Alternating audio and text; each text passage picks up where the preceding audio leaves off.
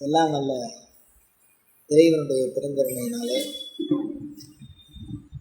507வது வார நலமான வாழ்வுக்கு வழிபாட்டு சிந்தனைகள் முன்னடியான் அப்படிங்கிற தலைப்பில் சிந்திக்க இருக்கிறோம். முன்னடியான் அப்படின்னு சொன்ன உடனேயே நமக்கெல்லாம் ஞாபகம் வருது என்ன அப்படின்னா, பொதுவாக கிராம கோயில்கள், நான் சொல்கிறது சிவன் கோயில்களில் இல்லை, சிவன் கோயில்களில் இல்லை, சிவன் அதே மாதிரி வைஷ்ணவ கோயில்கள்லையும் இல்லை, சுதந்திர ஆலயத்தில் இல்லை. இப்போ இந்த முன்னடியான் அப்படிங்கிற சொல் அழகான தமிழ் சொல். இது என்னன்னா, கிராம தேவதை வழிபாட்டு முறை அப்படின்னு வச்சுருக்காங்க.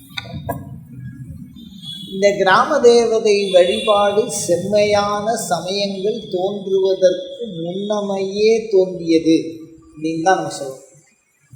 ஏன் அப்படி என்ன சிந்திக்கிறோம் அப்படின்னு கேட்டால், தயவு பண்ணி இது எந்த நோக்கத்திலையும் இந்த தலைப்பை சிந்திக்கலை. நம்ம ஒரு தினசரி ஏதோ ஒரு தெய்வீக சிந்தனை பண்ணணும், இன்றைக்கி அந்த சிந்தனை பண்ணுறோம். ஏன்னா இந்த வார்த்தை முன்னடியான்னு ஒரு வார்த்தை அழகான தமிழ் சொல்லாது. அதை கிராமப்புறங்களில் இப்போவும் பயன்படுத்துகிறாங்க. அது எந்த சாமியை குறிக்குது அப்படின்னா, அந்த காலத்தில் அரசர்கள் ஆளுகிற பொழுது, நான் சொல்கிறது அரசர்கள் ஆளுறாங்க. இந்த அரசர்கள் ஆளும்போது ஒரு ஊருக்கு எல்லை வைக்கணும். ஒரு ஊருக்கு எல்லை, கிழக்கு எவ்வளவு, மேற்கு எவ்வளவு, வடக்கு எவ்வளவு, தெற்கு, 4 வகை எல்லை சூட்டம். அப்படி ஏன் அரசர்கள் சூட்ட வேண்டிய ஒரு கட்டாயம் இருந்தது அப்படின்னா, அந்த காலத்தில் விவசாயத்தை தவிர வேறு எதுவும் பெரும்பாலும் குழப்பில் உற்பத்தி தான். பிற விஷயங்கள்லாம் இருந்ததுன்னு வச்சுக்கோ. என்றாலும் ஒரு இடம் அப்படின்னு பார்த்திங்கன்னா ஒரே மாதிரி நீட்டாக இருக்கும். வயல்லாம் யாருக்கு எவ்வளவு என்ன எதுவும் தெரியாது. அப்போ அந்த எல்லையை சூட்டி எவ்வளவு விளைஞ்சதோ அதில் வரி போடும். இப்போ கடையாக இருந்தால் அந்த கடையில் எவ்வளவு வியாபாரம் ஆச்சோ அதுக்கு தகுந்த மாதிரி வரி போடுற மாதிரி இந்த வரி வாங்கிறதுங்கிறது தொன்மை தொட்டே இருந்துருக்கு. சாணக்கியன் அர்த்தசாஸ்திரத்தில் சொல்லும்போது மக்களிடத்திலே வரி எவ்வாறு வசூலிக்க வேண்டும் அப்படின்னு ஒரு உதாரணம் சொல்கிறாங்க. என்னென்னா, வண்டு மலர்களிடத்து தேனை சேகரிப்பது போல் மக்களிடத்திலே வரி பணம் பாதகம் இல்லாமல், மக்களை துன்புறுத்தாமல். இப்போ வண்டு போய் மலரில் போய் உட்கார்றதுனால 2 பிரயோஜனம். வண்டுக்கு தேன் கிடைக்கிறது, ஆனால் அந்த மலருக்கு அந்த தேனால் எந்த பிரயோஜனமும் இல்லை. அது மகரந்த சேர்க்கை ஏற்பட்டு அது தன்னை இனவர்த்தி பண்ணிக்கிறதுக்கு அது என்னவா இருக்குது, உதவியாக இருக்குது. அதனால் அதுக்கு ஒரு பரஸ்பரம் உதவியினால் அப்படி சொல்கிறாங்க. அப்படி இருக்கும்போது ஒரு ஊர்களை பிரிக்கிறோம் அப்படின்னு சொன்னால், ராஜா இருக்கிறது தான் தலைநகரம்னு சொல்கிறோம். அவள் இருக்கிற இடத்த தவிர, ஏன்னா அதை ஆள்றவா அந்த இதில் இருந்ததுனால தலை முக்கியமான உறுப்புங்கிறதுனால தலைநகரம்னு சொல்கிறோம். அதை தவிர பாக்கி எங்கே பார்த்தீங்கன்னாலும் அந்த ஆட்சிக்கு உட்பட்ட பகுதியை இடமாக அளந்து பிரிக்கிற போது ஒவ்வொரு இடத்துக்கும் அடையாளத்துக்கும் ஒரு பேர் தேவைப்படுது, ஒரு மார்க் தேவைப்படுது. அந்த மார்க்கை எப்படி உருவாக்கியிருக்காங்க அப்படின்னு சொன்னால், 4 விதமான எல்லைகளை கொண்டு உருவாக்கி இருக்கிறார்கள். முதல்ல கிராமம் உருவாகிருக்கணும், அப்புறம்தான் என்ன உருவாகும், நகரம் உருவாகும். எடுத்தோடனே புல்லட் யாரும் கண்டுபிடிக்க முடியாது, முதல்ல சைக்கிளை தான் கண்டுபிடிச்சிருப்பாங்க.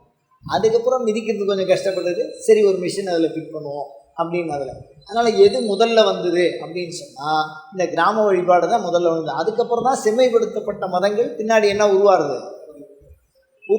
அப்படிங்கும்போது முதல்ல இந்த சமயத்தின் நோக்கில் நம்ம ஆய்வு பண்ணி பார்க்கும்போது, ஒரு ஊரினுடைய எல்லை இருக்குல்ல, அந்த எல்லையை சூட்டுவதற்கு காவலாக அமைக்கப்பட்ட இடங்கள், அதுதான் பின்னாடி காவல் தெய்வங்கள் அப்படின்னு ஆரம்பம்.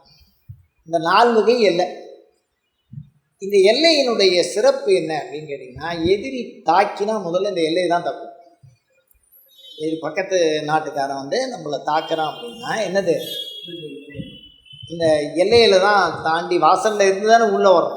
அந்த மாதிரி அந்த எல்லையை தான் தாக்குவாங்க. அப்படி தாக்கி அதில் இறந்தவர்கள், இந்த எல்லையிலே தாக்கி இறந்தவர்கள் கடவுளாக்கப்பட்டார்கள். அதுதான் கிராம தேவதையினுடைய தோற்றத்தினுடைய ஒரு விஷயம். இது ஒரு விதமான சிந்தனை, இது ஒரு வரலாற்று நோக்கு, இது ஒரு முடிந்த முடிவு அல்ல. இது இப்படி இருக்குது, பல பதிவுகளையும் வழக்கத்திலையும் ஒத்து பார்க்குற போது இது இப்படி உருவாக்கிக்கலாம் அப்படின்னு நம்ம யோசிக்கிறோம். அந்த மாதிரி என்ன பண்ணியிருக்காங்கன்னு கேட்டிங்கன்னா, 4 வகை எல்லையிலையும் முக்கியமானது நீர் எல்லையாக இருக்கும். நீர் எல்லையாக இருந்துச்சுன்னா ஆத்தோரம், அண்ணண்ட பக்கம் வேறு ஊராக இருக்கும், இந்தண்ட பக்கம் வேறு ஊராக இருக்கும். பெரும்பாலும் தண்ணியை வச்சு பிரிச்சுக்கலாம். வடகரை தென்கரை தலங்கள் அப்படின்னு சொல்லி கோயில்களையே என்ன சொல்கிறாங்க, ஏன்னா இந்த கடைசியிலே அந்த கடைசிக்கு போகிறதுக்கு அந்த காலத்தில் வாய்ப்பு கிடையாது. அந்த ஆற்றை கடக்கிறதுக்கு யோசனை பண்ணியிருக்கான். அந்த பரிசில் அந்த மாதிரி ஏதோ விஷயங்களில் தான் பயன்படுத்தியிருக்காங்க. ஒரு நெடிய பாதை என்பது ஒரு மக்கள் மத்தியில் செம்மைப்படுத்தப்பட்ட இன்றைக்கி இருக்கக்கூடிய நேஷ்னல் ஹைவேஸ் அப்படிங்கிறதெல்லாம் அன்றைக்கி என்ன கிடையாது, தேசிய நெடுஞ்சாலைகள்லாம் எனக்கு பெரும்பாலும் நதியை ஓரமாக பயன்படுத்தி அதை ஓரமாகவே போயிருக்காங்க. அதனால தான் நதிக்கரை நாகரிகங்கள்னு சொல்கிறான். ஆனால் இந்த வேதத்திலேயே படகை பற்றி குறிப்பு இருக்குது. துர்கா சூத்திரம் சொல்கிறது. இந்த துர்கா சூத்திரத்தில் என்ன சொல்கிறாங்கன்னா, படகை பற்றி வருது. யாதவேதசேசு நவாம சோம மராதி யதோ நிதா திவேதா ஷன பரிஷததி துர்கானி விஸ்வா நாவேவ சிந்தும் துரிதாக்யக்னி அப்படின்னு வரும். இந்த நாவேவ சிந்தும், நாவம்னா படகு, சிந்தும்னா ஆறு. ஆறை கடக்கிறதுக்கு படகை எப்படி பயன்படுத்துகிறாங்களோ அது மாதிரி எங்களை பாவக்கடல்லேருந்து நீ என்ன பண்ண நடக்கிறேன். அப்போ வேத காலத்திலேயே என்ன இருந்திருக்கு, அந்த ஆறு, இந்த ஆறு ஒரு வகை எல்லையாக இருந்திருக்கிறது அப்படிங்கிறத நம்ம புரிஞ்சுக்க முடியுது. அதுக்கு அடுத்தது என்ன எல்லையாக இருக்குது அப்படின்னு கேட்டிங்கன்னா, மனிதனுடைய மரணத்திற்கு பின் அடக்கம் செய்யக்கூடிய ஸ்மசானம், அது ஒரு பெரிய எல்லையாக இருக்குது. ஊர் எல்லையில் தான் என்னது, ஊர்ப்புறங்காடு, ஊர்ப்புறம் போர்த்து அப்படின்லாம் நம்ம திருமூலரே சொல்கிறார். அப்படின்னா அப்போ எவ்வளோ தூரம் அவர் சொல்லியிருக்காரு. ஊர்ப்புறம் அப்படின்னா என்ன, ஊருக்கு வெளியில். அப்போ மயானம் எங்கே இருந்திருக்கு, ஊர்ப்புறம். அப்போ மயானம் ஒரு எல்லையாக நம்ம எடுத்துக்கலாம். அந்த ஒரு பகுதி மயானம், ஒரு பகுதி நீர், இந்த நீரோட விஷயங்களை எடுத்துக்கலாம். அதுக்கப்புறம் பார்த்திங்கன்னா நுழைவு இடம் அப்படின்னு சொன்னால் அரசர்கள், யாத்ரீகர்கள் இந்த ஊருக்குள்ளே உள்ள நுழையிறதுக்கு எது ஒரு பெரிய பாதையோ அந்த ஒரு நுழைவிடம்னு சொல்லுவாங்க, துவாரம் அப்படின்னு. அந்த துவாரம் தான் பின்னாடி கோபுரமாக மாறி இருக்கு. அந்த துவாரம் தான் நுழைவாயில்கள், தோரண வாயில்கள் அப்படின்னு சொல்கிறோம். அந்த தோரண வாயில்கள்லாம் இருந்ததுக்கு உண்டான சாந்தெல்லாம் இருக்குது. அதில் தான் காவலாளிகளை நிப்பாட்டியிருப்பாங்க. அந்த தோரண வாயில்கள் மேடை மாதிரி இருக்கும். அந்த ஊர் துவாரத்துக்குள்ள ஒரு பெரிய மேடை மாதிரி அமைச்சிருப்பா. அந்த மேடையில் காவலாளி ஏறி நின்னான்னா ஒரு 4 கிலோமீட்டருக்கு தெரியும் எங்கே வரான் என்ன. திடீர்னு ஒரு கூட்டம் வரும், குதிரை மேலே ஒரு 40-50 பேர் வருவான். அப்போ எட்டின்னு பார்த்தா என்ன தெரியும், வர்றது தெரியும். அது தெரிஞ்சு இவன் உடனே மணி அடிச்சோ ஏதோ ஒரு சமிகை பண்ணியோ ஊரில் இருக்கிறவங்களெல்லாம் அந்த ஆயுதங்கள்லாம் எடுத்துகிட்டு சண்டை போட வந்துடுவான். அந்த மாதிரி ஒரு விஷயங்கள்லாம் நடந்திருக்கு. பசுவை திருடுறது அந்த மாதிரிலாம் வந்திருக்காங்க. இதெல்லாம் இலக்கியங்களில் குறிப்பெல்லாம் இருக்குது. அதனால் அப்போ ஊர் புறத்திலே தோரண வாயில்கள் என்று சொல்லக்கூடிய 2 மேடை இருந்திருக்கு. அந்த மேடைக்குள்ளே தான் நீங்கள் அந்த மேடை வழியாக தான் வரணும், இப்படி எப்படிமா. அப்போ நுழைவாயில். அதுக்கப்புறம் என்ன, ஆறு. அதுக்கப்புறம் என்ன, காடு, சுடுகாடு. இதுதான் ஒரு எல்லையார். இதுக்கப்புறம் பார்த்தீங்கன்னா எந்த ஒரு கிராமத்தை ஆரம்பித்தாலும் இப்போ ஒரு காடாக இருக்குது, காட்டை அழித்து நாடை உருவாக்கணும் அப்படிங்கிற ஒரு கட்டாயம் ஏன் வந்தது, காட்டை ஏன் அழித்தான், நாட்டை ஏன் ஏற்படுத்தினான் அப்படின்னா, அந்த காலத்தில் என்ன பண்ணுவாங்கன்னா யுத்தம் பண்ணி ஜெயிச்சவா தோத்தவாளுடைய அடிமைகளை அழிச்சுன்னு வருவான். ராஜா செத்து போயிட்டான்னா யுத்தம் முடிஞ்சிடும். அப்போ அவன் கூட இருந்தவன், அந்த சண்டை போட்டவன், அவன் கூட இருந்தவனெல்லாம் விலங்கு போட்டுருவான். எல்லாத்தையும் அப்படியே கூட்டிகிட்டு வந்துடுவான், அடிமையாக்கி கூட்டிகிட்டு வருவான். அந்த அடிமையாக்கினா இப்போ அவனுக்கு தான் எங்கே வைக்கிறது, அவனுக்கு ஒரு இடம் கொடுக்கணும். அப்போ அந்த இடம் சுபாவத்தில் இல்லாதனால அப்போ இருக்கிற இடத்த அவன் எக்ஸ்டெண்ட் பண்ணணும். அந்த எக்ஸ்டெண்ட் பண்ணால் அவனுக்கு வேறு ரூல், அடிமைக்கு வேறு ரூல், வாழ்கிறவனுக்கு வேறு ரூல். அடிமைகள் என்பவர்கள் அடித்து கொண்டா கூட அந்த காலத்தில் கேஸ் கிடையாது. அந்த காலத்தில் நான் சொல்கிறது தயவுசெய்து சொல்கிறேன், நான் முன்னடியாங்கிற தலைப்பை பேச ஆரம்பிக்கிறேன். அதுக்கு ஒரு பூர்வ பீடிகை தான் இது, வேறு எந்த உள்நோக்கும் இதில் இல்லை. தவறாக புரிந்து கொள்ளாதீர்கள். உங்கள் திருவடியை சிறந்தார்த்து கேட்டுக்கொள்கிறேன். இப்போ என்னன்னா, இப்போ அந்த மாதிரி அடிமைகளை வைக்கிற இடம் இருக்கு பாருங்க, அதுக்கு ஒரு இடத்த உருவாக்கணும்னா அவன் முதல்ல உருவாக்கினதே ஒரு கோயில் தான். முதல்ல உருவாக்கினது ஒரு கோயில். அதனால் இப்போ என்ன அடையாளம்னா, ஒரு ஊருக்கு 4 அடையாளம். 1 தண்ணி, நீர் வசதி. 2 இடுகாடு. 3 தோரண வாயில் உள்ள நுழையிறது. 4 கோயில், ஏதாவது ஒரு கோயில், கிராம தேவதை. அது இருந்தால் மாத்திரம்தான் அந்த இடத்துல நகரம் உருவாகும், அந்த இடத்துல கிராமம் உருவாகும். கிராம தேவதை உருவாகி தான் கிராமமே உருவாகும். அது இல்லாமல் எந்த கோயிலும் இருக்காது. நீங்கள் எவ்வளோ பெரிய விஷயமா இருந்தாலும் சரி, இப்போ சிவன் கோயில்னு சொல்கிறோம், அதாவது நல்ல வளர்ந்த ஒரு படிம சமயங்கள், ஒரு நிறுவ சமயங்கள்னு சொல்கிறோம். அதெல்லாம் அந்த மாதிரி ஒரு நிலையில் இருக்கக்கூடிய கோயில்கள்லாம் பார்த்தீங்கன்னா கிராம தேவதை கொடியேற்றி தான் இந்த கொடியேறும். கொடியேற்றுற உற்சவத்தில் பார்த்தீங்கன்னா கிராம தேவதை ஏற்றி தண்டோரா போட்டு எல்லை கட்டி அதுக்கு பூஜை பண்ணி அது எப்படியா இருந்தாலும் பெரும்பாலும் ஏதோ மாமிசம் அந்த மாதிரிலாம் பயன்படுத்தியிருக்காங்க. அதெல்லாம் தொன்மையான வரலாறாக தான் நான் நினச்சி நான் சொல்கிறேன், வேறு எந்த நோக்கத்துலையும் இல்லை. திருப்பியும் உங்கள் பாலகமலங்களையும் விரும்பி கேட்டுக்கொள்கிறேன். இப்போ என்னன்னு கேட்டால், அந்த எல்லையில் இந்த 4 விதமான தெய்வங்கள் இருந்திருக்கிறது. அந்த காலத்தில் கோயில் அப்படின்னு குறிப்பிட்டு எதை சொல்கிறோம்? இப்போ ஆறை சொல்ல முடியாது, மயானத்தை சொல்ல முடியாது, தோரண வாயில்களை சொல்ல முடியாது. இப்போ என்னன்னா, ஊருக்காக தியாகம் பண்ணி இறந்து போன ஒருவரின் ஒரு கல், அதுக்கு பேர் வீரக்கல். அந்த கல்லுக்கு பேர் என்ன? வீரக்கல். இப்போவும் வீரக்கல்னு சில இடங்களுக்கு பேர்லாம் இருக்குது. அந்த வீரக்கல்லுக்கு பீடும் பெருக்கும் அப்படின்னு சொல்லி ஒரு கல்லை எழுதி அந்த அந்த கிராமத்தை காப்பாற்றுற விஷயத்தெல்லாம் அவன் இறந்து போயிருப்பான். அவனை பற்றின ஒரு குறிப்பு அந்த கல்லுக்கு கீழே எழுதியிருப்பான். அதை இன்றைக்கி மந்திரமூர்த்தின்னு நம்ம சொல்கிறோம். சில கோயில்களெல்லாம் அந்த கல் இருக்குது. இப்போ சொல்லணும்னா, இந்த தலைஞாயிறுன்னு ஒரு கோயில் இருக்குது திருத்துறைப்பூண்டி பக்கத்தில், ஐயனார் கோயில். அதில் பக்கத்தில் ஒரு கல் இருக்கும். அந்த கல்லில் சாசனம் இருக்குது. ஆனால் அதை மந்திரமூர்த்தின்னு அவள் சொல்கிறான். அதுக்கு ஒரு பேர் ஏதோ ஒன்று வச்சு பின்னாடி அதை வழிபாடு பண்ணிகிட்டே வரா. அந்த கல்லெல்லாம், அந்த கல் தான் அந்த தனி. அதுக்கும் சாதாரண போர் நடக்கிற இடத்துக்கும் தோரண வாயிலில் இருக்கிறதுக்கும் வித்தியாசம் இருக்குது. என்னன்னு கேட்டிங்கன்னா, ஒரு ஊருக்காக முன்னாடி நின்று இறந்தவனாக இருந்தால் அவனுக்கு ஒரு இடம் கொடுப்பான், காணி இடம் உண்டு. பாரதியார் காணி நிலம் வேண்டும் கேட்டார்ல, அந்த காணிங்கிறது ஒரு அவர் ஏன் அந்த காணின்னு சொல்லி கேட்கணும் அப்படின்னா, இடத்து மேலே கேட்கல, வீடும் பெருக்கும் பாராட்டி அரசர்கள் அவர்களுக்கு அளித்த புகழ் நலம். அந்த மாதிரி வீரம் வேணும், அந்த மாதிரி புகழ் வேணும், அந்த மாதிரி அழியாத தன்மை வேணும். அதனால தான் அந்த நிலத்தை கேட்டான், காணி நிலம் வேணும்னு.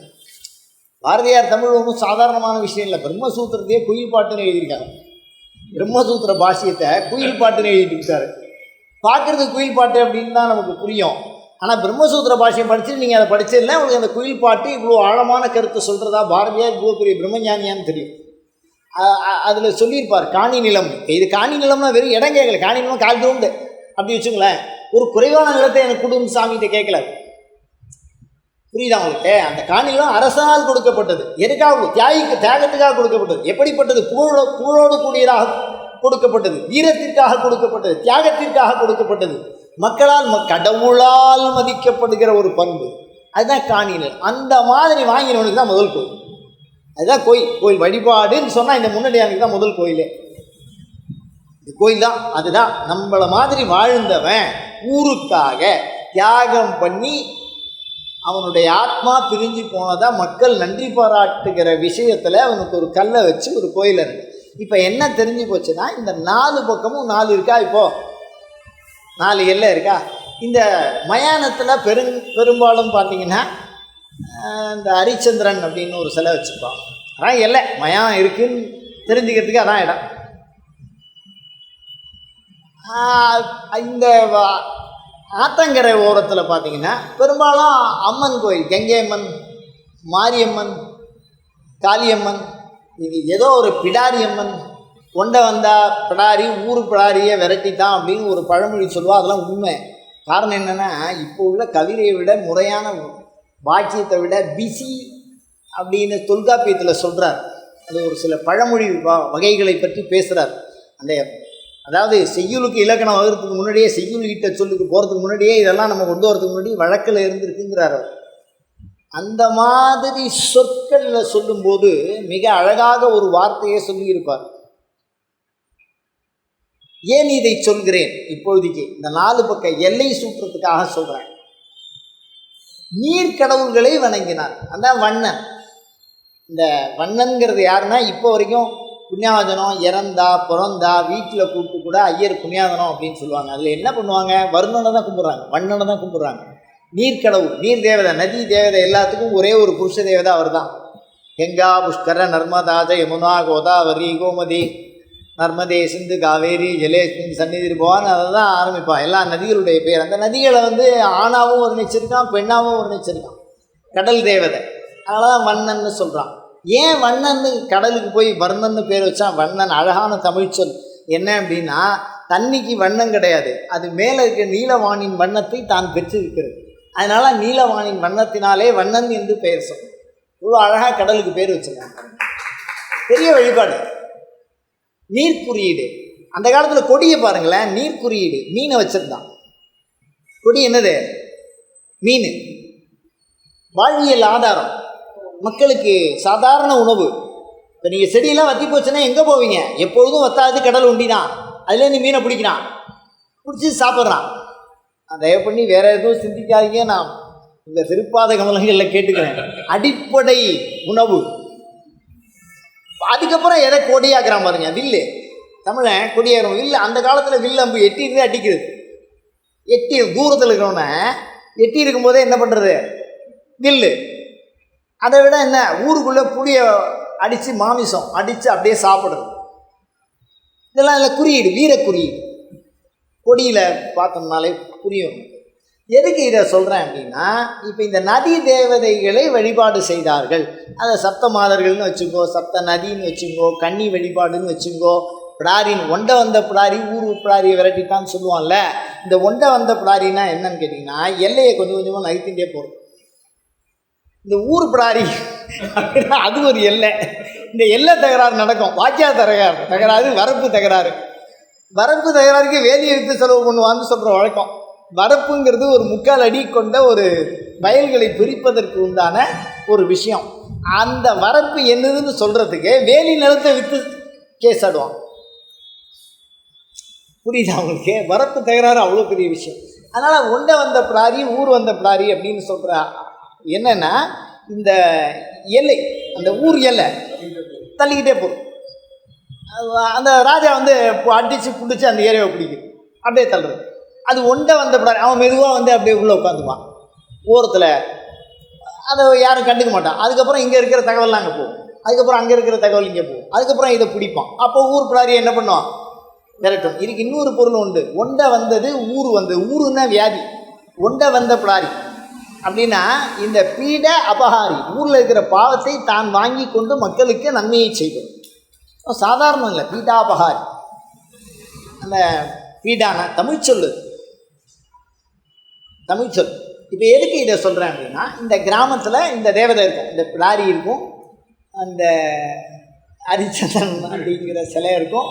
அதுக்கப்புறம் பார்த்திங்கன்னா இந்த நீர் குறியீடு. ஏதாவது ஒரு கோயிலில், ஒரு கோயில் கரையில் தான். ஏன்னா தண்ணி வசதி நீங்கள் இங்கேருந்து அங்கே எடுத்துகிட்டு போகணும். புகழ்த்துணை நாயனார் ஒரு ஆற்றுலேருந்து தண்ணி எடுத்துன்னு அபிஷேகம் பண்ணினார். அவருடைய ஒரு வயது பசி இல்லை முதுமை இல்லை எது காரணமாக கூட இருந்திருக்கலாம். மயங்கி அவர் மேலே குடத்தையும் அது மேலே போட்டு விடுறார் அப்படின்னா தண்ணி என்ன கிடைக்கல. அப்போ நம்மளை மாதிரி குழாய் கிணறு வசதியெலாம் அப்போ என்ன கிடையாது. அப்போ ஆற்றுல என்ன தண்ணி? அப்போ கோயில் எதை சார்ந்து இருக்கும்? கிராமம் எதை சார்ந்து இருக்கும்? ஊர் எதை சார்ந்து இருக்கும்? அதனால் அந்த இடத்துல அதை வச்சிருக்கும். அதனால் இந்த மாதிரி நாற்புற எல்லை சூட்டுவதற்காக சுடுகாடு, நெருப்பை வச்சு எரிக்கிற இடம் ஒன்று, தண்ணியாக இருக்கிற இடம் ஒன்று, நுழைவாயில் காற்று. காற்றுன்னா என்னது? காற்று போகிற இடம் நுழைவாயில் காற்று. அதே மாதிரி தியாகம், ஆகாசம், இடம், காணிநிலம். இந்த 4 தான் என்னது? இதுக்கு ஊருக்கு நடுப்புற ஒரு இடம் இருக்கும். அதுக்கு பேர் தான் அம்பலம். இந்த பேர் என்ன? தமிழ் வரலாறு. தமிழில் கோயிலுக்கு என்ன பேர்? அம்பலம். அம்பலங்கிறத சரியான தமிழ் சொல். கோயிலுங்கிறதும் தமிழ் சொல்.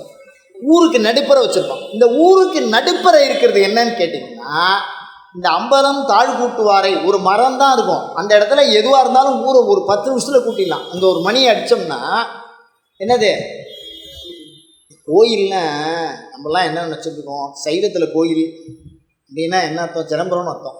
சிதம்பரத்தில் என்ன இருந்தது அப்படின்னா ஒரு மேடை இருந்தது. இந்த மேடையெல்லாம் அந்தவர்கள் ஏறி நின்று தீர்ப்பு சொல்லியிருக்கான், ஜட்ஜ்மெண்ட் சொல்லியிருக்கான்.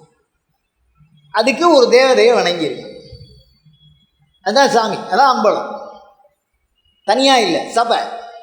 முன்னாடி இடம் இருக்கும் பாருங்கள், கேப் இருக்கும். முன்னாடி ஒரு சபை போட்டிருப்போம், பின்னாடி ஒரு சபை போட்டு பெருஞ்சபை சிறு சபை. ஒரு பெரிய மன்றத்தில் உள்ளவனா ஒரு ரேங்க், தீர்ப்பு சொல்கிறவா நியாயம் சொல்கிறவாள்லாம். அதுக்கப்புறம் ஒரு ரேங்க், சுற்றி உட்காந்துருக்கிறவாள்லாம் ஒரு ரேங்க். அவ்வளோதான். அந்த நடுப்புற இருக்கிறதுக்கு பேர் அம்பலம். இப்போ 5 பக்கமும் பிடிச்சிட்டான் பாருங்கள். ஒரு பக்கம் சுடுகாடு, ஒரு பக்கம் வீரக்கல், ஒரு பக்கம் துவாரம், ஒரு பக்கம் நதி, நடுப்புறம் என்ன, அவ்வளோதான் விஷயம். பிருத்திவி அப்பு தேயு வாயு ஆகாசம். ஒன்றும் பெருசாலாம் ஒன்றும் ரொம்ப எல்லாம் பெருசாக சிந்திக்க வேண்டாம். தமிழில் கடவுள் யாருன்னு நெருப்புடா கடவுள் திருவண்ணாமலையை காமிச்சான். வள்ளுவர் சொல்கிறாரு, குண்டின் மேலிட்ட விளக்கு. உதாரணம் சொல்கிறார் பாருங்க, குண்டின் மேல் எங்கே இருக்கு விளக்கு ஏற்றுறான், திருவண்ணாமலை.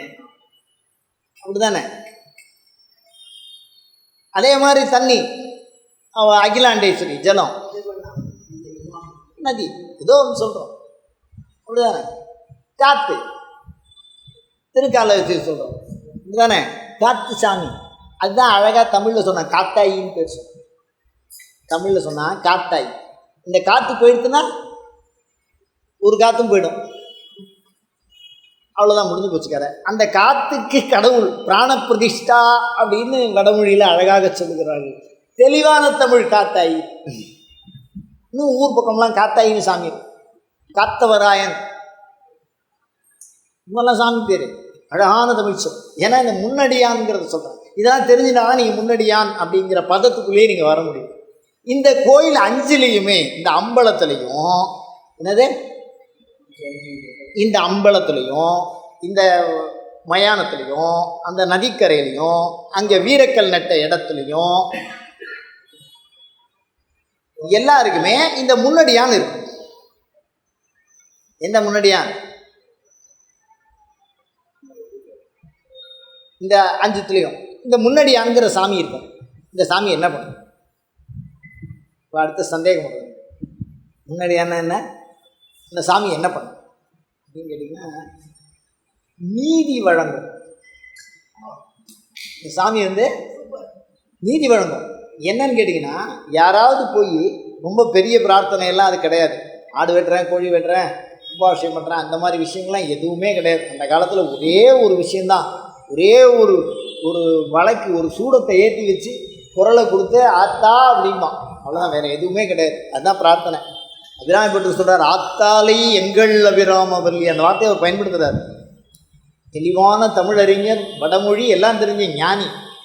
இந்த தொல் தமிழ் வார்த்தை கெட்டு போகாமல் இருக்கிறது கடைசியில் பயனில் போட்டான் அந்த வார்த்தை, ஆத்தாலை எங்கள் அபிராமம். ஆத்தான்னு கூப்பிட்டு ஒரு சூடத்தை ஏற்றிட்டா அவன் தப்பு பண்ணியிருந்தா அவன் தொலைஞ்சான். அது ஒரு வழி பண்ணி விட்டுரும். வாந்தி வரும், பேதி வரும், இல்லை அவனாக தப்பை ஒத்துப்பான், அந்த மாதிரிலாம் ஆகிடும். அந்த மாதிரி வச்சுட்டான் அந்த மாதிரி தேவதை. அதுக்கு ரொம்ப பெருசாலாம் ஒன்றும் இருக்காது. இந்த முன்னடியான் இருக்கிற இடத்துல என்ன இருக்கும் பெருசாக அப்படின்னு கேட்டிங்கன்னா, ஒரே ஒரு செங்கல் இருக்கும், இல்லைன்னா ஒரு மரம் இருக்கும். என்னது? ஒரு மரம். நான் சொல்ல 2000 வருஷத்து பாரம்பரிய தமிழ் வரலாறு. நீங்கள் இப்போ உள்ள சூழல்லாம், இப்போ இரும்பை உருக்கி வாளாக நீட்டணும், அப்படிதானே? இரும்பை உருவா, அதுக்கு ஒரு ஞானம் வேணுமோ இல்லையோ? எதுக்கு? தமிழனுடைய முதல் கடவுள் பழனியாண்டி. பழனி பழமையானவன்னு அர்த்தம். ஆண்டி, அவன் கையில் என்ன ஆயுதம் வச்சுருக்காங்க? தண்டம். அது கொம்பு வச்சிருக்க, மாடு ஓட்டுற கொம்புலேருந்து ஆடு வச்சிருக்க கொம்புலேருந்து எல்லா பேரும் கொம்பு வச்சுருப்பான். சன்னியாசியும் கொம்பு வச்சுருக்காரு. வச்சிருக்காரா இல்லையா? அப்போ ஒரு ஆயுதமாக என்ன இருக்கு? கொம்பு, ஒரு நீல ஆயுதம். அப்போ எவ்வளோ காலத்துக்கு முன்னாடி போயிடுது பாருங்க. நெருப்ப கடவுள்னு சொன்னான். ஒரு அக்னி கப்பரை கையில், ஒரு நெருப்பு, அதான் சாமி, வேறு எதுவுமே இல்லை. ரொம்ப பெருசாலாம் வராது. மனிதன் மேலே ஆவேசித்து பேசும். இந்த ஊருக்கு நல்லது வரப்போகிறது, இன்னது நடக்க போகிறது அப்படிங்கிறத பேசும். அந்த மாதிரி இந்த 5 சாமிக்குமே ஆவேசித்து பேசுகிற பண்பு இருக்கும். இந்த முன்னடியான்னு சொல்லி இதுக்கெல்லாம் முன்னாடியே ஒரு பெரிய சாமி இருக்கும். எதுக்கு முன்னாடி?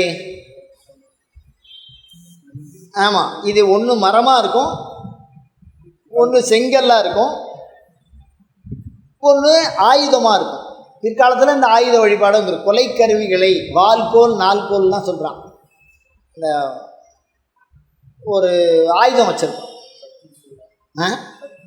கத்தி சூலம் ஈட்டி ஏதோ ஒன்று வச்சுருப்பான், ஒரு ஆயுதம். சில இடங்களில் ஒலிக்கருவிகள் மணியை கட்டியிருப்பான். இந்த இறப்புக்கு ஒரு ஒத்த இதில் நாடியில் ஒரு நடிப்பாப்பாங்க, அதெல்லாம் அங்கே இருக்குது. இதில் அந்த இடத்துல வழிபாட்டு கருவி. அந்த சங்கை எடுத்து ஊதுறான் அப்படின்னா ஊரில் சங்கு ஊதிப்பாங்க, யுத்தம் ஆரம்பிக்கிறது. பகவான் கீதையிலேயே சங்கை எடுத்து ஊதுறான், யுத்தத்துக்கு கூப்பிட்றாங்கிறோம். நம்ம இந்த சங்கு இந்த மாதிரி விஷயங்கள்லாம் பாரம்பரிய தமிழர்களுடைய பாரம்பரிய விஷயம். அந்த இடத்துல அந்த கருவி தான் இருக்கும், அந்த விஷயத்தை அது எதுவுமே ஈடுபடாது. இப்போ இந்த மாதிரி முன்னடியார்கள் அப்படின்னு இந்த சாமிக்கு முன்னாடி என்ன இருக்கும்னா, முன்னாடி உள்ள சாமி கண்டிப்பாக சைவமாக இருக்கணும். நல்லா புரிஞ்சுக்கணும், கண்டிப்பாக சைவம், அசைவமாக இருக்காது. அது இப்போ மாரியம்மன் சைவமாக இருக்கும், தைஞ்சான் சாப்பிடும். காத்தவராயன் ஆடு கோழி அது மாதிரிலாம் பண்ணுவாங்க. ஐயனார் சுத்த சைவம். ஆனால் முன்னாடி இருக்கிறது வீரன் ஏதோ ஒரு சில மதுபானங்கள் அது என்னென்னலாம் நிவேதியம் பண்ணுறான். அந்த காலத்தில் என்ன இருக்கோ அதெல்லாம் நிவேதியம் பண்ணிக்கலாம். அப்போ முன்னாடி இருக்கிற சாமி சைவம், எது பின்னாடி இருக்கிறது என்னது? அதுக்கு முன்னாடியான்னு இந்த அசைவம் சாப்பிட்ற சாமியை முன்னடியான்னு சொல்கிறோம். அந்த முன்னடியான் என்ன செய்ய வல்லது அப்படின்னு கேட்டால், சரீர சௌக்கியத்தை கொடுக்க வல்லது, பிரத்யக்ஷமாக நம்ம கிட்ட பேச வல்லது. சொப்பனத்தில் வந்து பேசும், ஆவேசவாதத்தில் பேசும், குறியாக பேசும், மழையாக பேசும். சில சாமி பூஜை போட்டால் மழை வரும், சில சாமி பூஜை போட்டால் கெவுளி அடிக்கும், சில சாமி பூஜை போட்டால் அந்த இதெல்லாம் கத்தும். எங்கேருந்து கத்தும்னே தெரியாது, அந்த சவுண்டெல்லாம் வரும். அதாவது ஸ்தூலமாக பிரத்யக்ஷமாக மனிதனுக்கு இறை அருளை புரிய வைக்கின்ற பண்பு கொண்டவை இந்த முன்னடியான் என்கிற தேவதைகள். இந்த தேவதை வந்தாதான் ஒரு பெரிய தேவதை வரும். எந்த தேவதை? இந்த 5 முன்னடியான் வந்தாதான் பெரிய சிவனோ பெருமாளோ அந்த மாதிரி பெரிய மகாதேவதைன்னு சொல்ல பாருங்க, அந்த தேவதை வந்து அங்கே உட்காரும். இது வந்தால் அது வரும், அது வந்தால் இது வரும். ஒன்னோட ஒன்று என்னது? சூரியன் வந்தால் வெளிச்சமாக இருக்கும். புரியுதா உங்களுக்கு? நெருப்பு வந்தால் புகையும். அந்த மாதிரி ஒன்னோட ஒன்று என்னது? சார்பியல் கோட்பாடு. அது இது இருந்தால் தான் அது வரும். அதுதான் கிரியா தேவதையாக இருக்கும். அதுதான் மனிதனுக்கு தேவையான நன்மையை செய்யும். மேலே இருக்கிற அந்த சாமிகிட்ட உத்தரவு வாங்காமல் இது அசையாது. ஒரே ஒரு கிராம தேவதை சொல்கிறேன் பாருங்க. ஒரு வழக்கத்தில் விளம்பாக்கம்னு அந்த ஊருக்கு பேர். மொத்தமே ஒரு 40 வீடு தான் இருக்குது. அந்த வீட்டில் அந்த சாமிக்கு காளி, கிராம தேவதை காளிக்கு கழுத்தில் மாங்கல்யம் சாத்திட்டான். கோயில் குருக்கள் எப்போதும் பூஜை பண்ண போயிருக்காரு, திடீர்னு மாங்கல்யத்தை காணும். ஏதோ தங்கம் வறுமை, யார் எடுத்தா என்ன ஏதுன்னு தெரியாது. அது வருஷத்துக்கு ஒரு தடவை விழா நடக்கும். ஆடு வெட்டுவாங்க, அதை பச்சை ரத்தம் அந்த சாமி வந்தால் குடிக்கும், அப்படியே குடிக்கும். அதெல்லாம் சாதாரண மனிதர்கள் செய்ய முடியாது. ஏதோ அவிக்கிறோம் சாப்பிட்றோங்கிறது, மாமிசம் சாப்பிட்ற கலைங்கிறது வேறு, சமைச்சு சாப்பிட்றதுங்கிறது வேறு, பச்சையாக சாப்பிட்றதுங்கிறதுலாம் வேறு. அந்த மாதிரி ஒரு பண்பு அந்த குருக்கள் என்ன சொல்லிவிட்டாரு, இந்த கழுவுடையான்னு ஒரு சாமி, அதுக்கு உருவம்லாம் இல்லை, இந்த சாமிக்கு பேரே கழுவுடையான். கழுவுடையான் உருவம்லாம் ஒன்றும் இல்லை. அந்த சாமி வந்து இந்த சாமிகிட்ட உத்தரவு கேட்கும், பாட்டெல்லாம் பாடுவான். அந்த பாட்டுக்கு வந்து வர்ணனைன்னு, தூய தமிழ் சொல் வர்ணனை என்பது இறைவனை அழைக்கும் ஒலி. இன்னும் அந்த பாடல்கள் இருக்குது. இந்த வில்லுப்பாட்டு அந்த கலையெல்லாம் இப்போ வந்து நலிஞ்சு போயிடுது. அதனால் நான் வந்து விளக்க அடித்து சொல்ல வேண்டியதாக இருக்குது. உடுக்க அடிக்கிறது, தாரத்தப்பட்ட வைக்கிறது, அந்த மாதிரி வேஷம் போட்டுக்கிறது, அந்த மாதிரிலாம் தமிழர்களுடைய தொன்மையான வழிபாட்டு முறைகள். அதில் வந்து அந்த கழுவுடையான் சாமி வரும்போது தீவிதி உத்தரவுக்கு அந்த சாமி அந்த பூசாரி நிற்கிறார். இன்னமும் சாமிங்கிற பூமிங்கிற கழுத்திருக்கிற தாலியை காணும், எல்லாரும் என்ன சந்தேகப்படுறான் அப்படின்ட்டார் குருக்கள். கையில் நீங்கள் தான் பூஜை பண்ணுறீங்க, நீங்கள் தான் எடுத்துருப்பீங்கன்னு குருக்களை சந்தேகப்பட்டார். அவர் கோபத்தில் சொல்லிவிட்டார், எனக்கு வீதியெல்லாம் கொடுக்க மாட்டேன், எனக்கு வீதியை கொடு, 10வது நிமிஷம் அதில் இருக்கும் பாரு தாலி. அதே மாதிரி வீதியை கையில் வாங்கி சூடம் ஏற்றி சுற்றி வரோம். யார் அந்த தட்டில் அதை போட்டாங்கன்னு தெரில, அந்த கழுத்தில் இருக்கிற தாலியை அதில் போட்டாங்க. நேரடியாக பேசும். அப்படி பேசினா தான் அது பேர் என்னது, முன்னாடியே. அது பெரும்பாலும் இந்த மாதிரி அதுக்கு பேர் நாங்கள் வந்து அதர்ம பூஜைன்னு சொல்லுவோம். அந்த ஆடு, இந்த மாதிரி மது வர்க்கம், புகை பிடிக்கிற வஸ்து, கல், அந்த மாதிரி என்னென்னலாம் வச்சு படைப்பா. அதுக்கு பாடுவா, ஒரு ஆடுவா, ஒருத்தனுக்கு வேஷம் கட்டுவா, அவன் உடம்புல அது வரும். அது மாதிரி இப்போ தீச்சட்டி எடுத்து அப்படி சுழட்டும். நெருப்பு எங்கே போய் மேலே விழுந்துருமேலாம் பயப்படாது. காலம்புறையிலேருந்து சாயந்தரம் வரைக்கும் பச்சை கையில் தீச்சட்டி பிடிக்கும். அப்படி எடுத்து அப்படி சுழட்டும். கேட்குற குறி கரெக்டாக இருக்கும். எனக்கு இது நடக்கும், இது நடக்காதுங்கிறத கரெக்டாக சொல்லும்.